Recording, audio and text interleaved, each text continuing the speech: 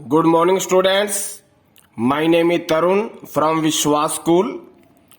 तो जैसा कि हमारी ऑनलाइन क्लास चल रही है, तो आज हम हमारी ऑनलाइन क्लास के अंदर एक टॉपिक करेंगे, रागों का समय सिद्धांत।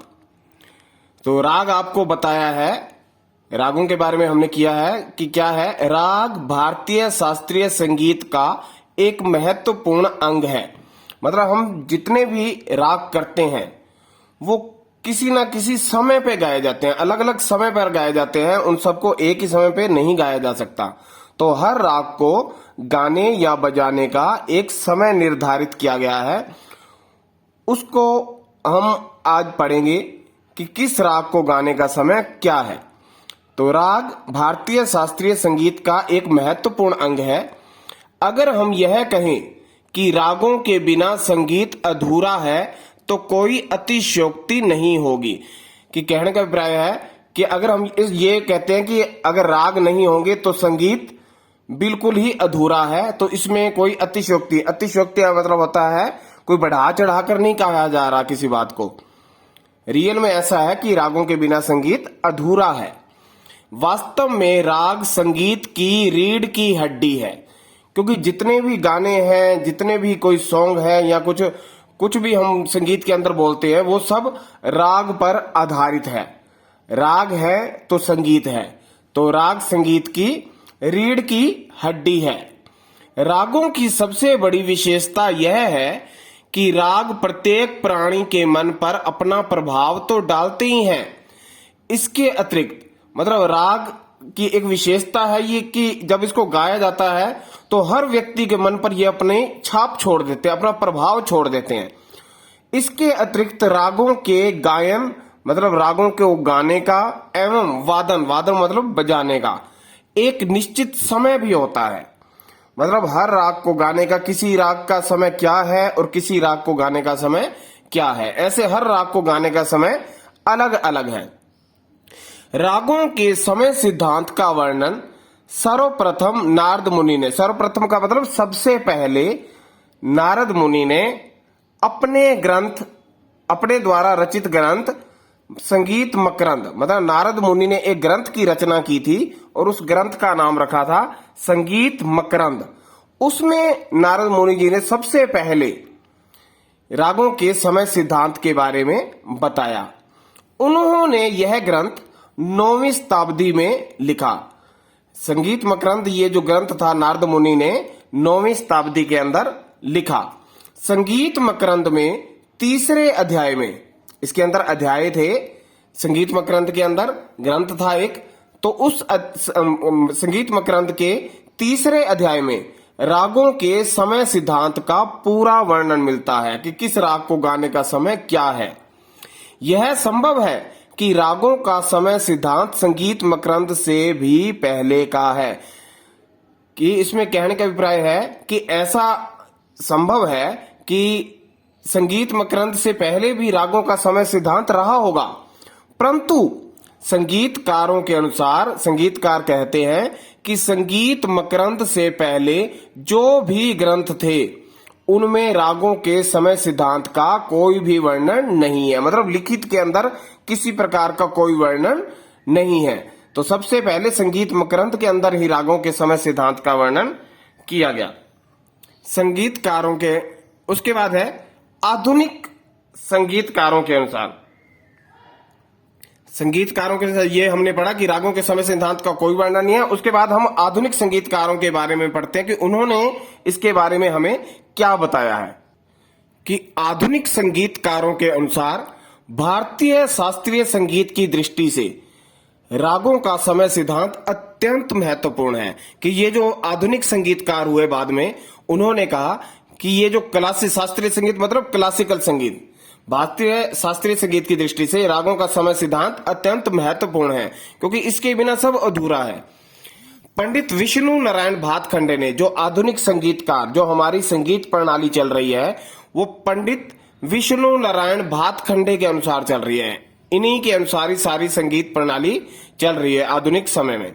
तो पंडित विष्णु नारायण भातखंडे ने रागों के समय सिद्धांत को मानते हुए उन्होंने कहा कि रागों के समय सिद्धांत की आवश्यकता होती है, तो इस बात को मानते हुए इस सिद्धांत पर अत्यंत महत्वपूर्ण कार्य किया कि किस राग को गाने का क्या समय होना चाहिए, तो उसके लिए क्या प्रक्रिया होनी चाहिए।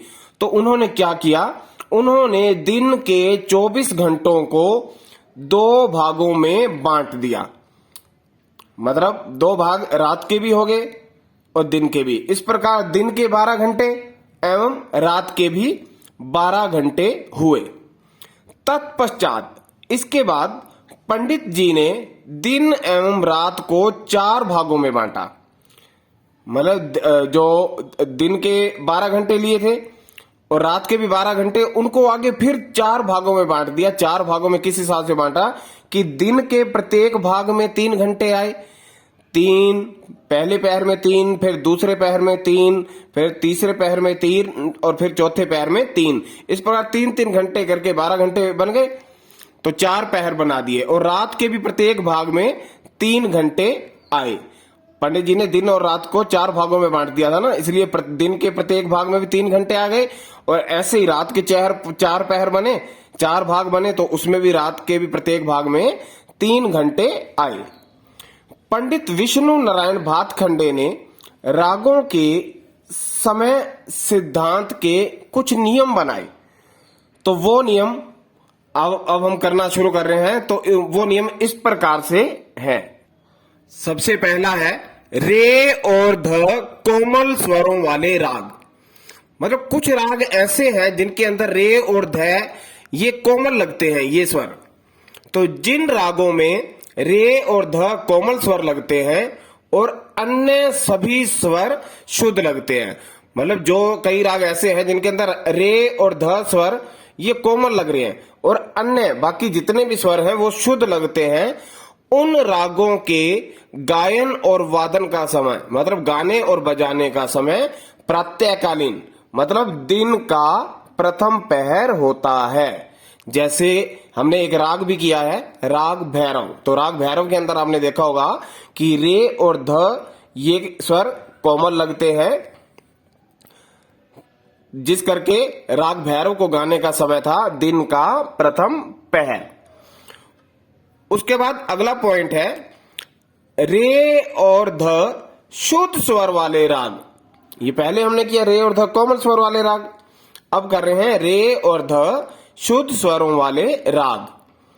जिन रागों में रे और ध स्वर शुद्ध लगते हैं, मतलब शुद्ध स्वरों का प्रयोग होता है, उन रागों का समय दिन का दूसरा पहर माना गया है। अगर कोमल है तो दिन का प्रथम पहर है और रे और ध शुद्ध स्वर है और बाकी भी स्वर शुद्ध हैं, तो उन रागों को गाने का समय दिन का दूसरा पहर माना गया है। जैसे कि राग बिलावल। राग बिलावल एक ऐसा राग है जिसके अंदर सभी के सभी स्वर शुद्ध लगते हैं। आगे है जिन रागों में रे और ध स्वर शुद्ध लगते हैं। अब इन्होंने जैसे आपको बताया ना कि दिन के भी 4 पहर होते हैं, रात के भी 4 पहर होते हैं। तो जैसे यहां कहा कि जिन रागों में रे और ध शुद्ध लगते हैं और बाकी स्वर भी शुद्ध लग रहे हैं, तो उनका समय तो हो गया दिन का दूसरा पहर। लेकिन अगर जिन रागों में रे और ध स्वर शुद्ध लगते हैं लेकिन साथ में कोमल नहीं लग रहे, शुद्ध नहीं लग रहे, बाकी उसकी जगह क्या लग रहे हैं, कुछ स्वर कोमल लग रहे हैं। ऊपर में तो क्या था कि रे और ध शुद्ध है, साथ में और भी स्वर शुद्ध लग रहे हैं, तो दिन का दूसरा पहर। लेकिन आगे कंडीशन रख दी कि जिन रागों में रे और ध स्वर शुद्ध लगते हैं परंतु कुछ जो बाकी स्वर हैं वो कोमल लग जाते हैं, परंतु कुछ स्वर कोमल लगते हैं, तो उन रागों का प्रस्तुतिकरण समय फिर दिन का दूसरा पहर नहीं रहता, फिर रात्रि का दूसरा पहर बन जाता है। तो उसे रात्रि का दूसरा पहर कहा गया है। जैसे कि राग देश और राग खमाज। इसको फिर से रिपीट कर रहा हूं, रे और ध शुद्ध स्वर वाले राग कि जिन रागों में रे और ध स्वर शुद्ध स्वरों का प्रयोग होता है, उन रागों का समय मेरा रे ध शुद्ध है और अन्य स्वर भी शुद्ध हैं, तो रागों का समय दिन का दूसरा पहर माना गया है। जैसे कि राग बिलावल। और जिन रागों में रे और ध स्वर शुद्ध लगते हैं लेकिन इसके साथ कुछ स्वर कोमल लग जाते हैं, शुद्ध के साथ शुद्ध हैं, तो दिन का दूसरा पहर, और शुद्ध के साथ अगर कोमल आ जाते हैं तो फिर उन रागों का प्रस्तुतिकरण समय रात्रि का दूसरा पहर बन जाता है, जैसे कि राग देश और राग खमाज। उसके बाद है तीसरा पॉइंट, गे और नी कोमल स्वरों वाले राग। आगे पहले तो हमने पढ़ा रे और ध्वज, कोमल भी पढ़ लिए, शुद्ध भी पढ़ लिए। अब गे और नी कोमल स्वर वाले राग, कुछ राग ऐसे हैं कि जिनके अंदर गे और नी स्वर जो है वो कोमल लग जाते हैं। तो जिन रागों में गे और नी स्वर कोमल लगते हैं और अन्य स्वर शुद्ध लगते हैं, उन रागों का गायन और वादन समय, मतलब गाने का और बजाने का समय दिन का तीसरा पहर होता है। मतलब जिन रागों में गे और नी स्वर कोमल लगते हैं और अन्य स्वर शुद्ध लगते हैं, उनका गाने बजाने का समय दिन का तीसरा पहर, जैसे कि राग भीम पलासी। लेकिन आगे कह रखा है कि जिन रागों में गे और नी स्वरों के अतिरिक्त, कि गे और नी स्वर तो कोमल लगते ही हैं, इनके अतिरिक्त अन्य स्वर कोमल लगते हैं, उन रागों का प्रस्तुतिकरण समय, मतलब उनको प्रस्तुत करने का समय, गाने बजाने का समय फिर दिन का तीसरा पहर नहीं रहता, रात्रि का तीसरा पहर बन जाता है। दोबारा से, कि जिन रागों में गे और नी स्वर कोमल लगते हैं और अन्य स्वर शुद्ध लगते हैं, उन रागों का गायन और वादन का समय, मतलब गे और नी कोमल, अन्य स्वर शुद्ध, तो रागों का गायन वादन समय दिन का तीसरा पहर होता है। लेकिन अगर गे और नी स्वर तो कोमल है, उसके अतिरिक्त अन्य कुछ और स्वर कोमल लग जाते हैं, तो उन रागों का प्रस्तुतिकरण समय रात्रि का तीसरा पहर बन जाता है। तो ये हमने रागों के समय सिद्धांत के बारे में आज हम इतना ही पढ़ेंगे।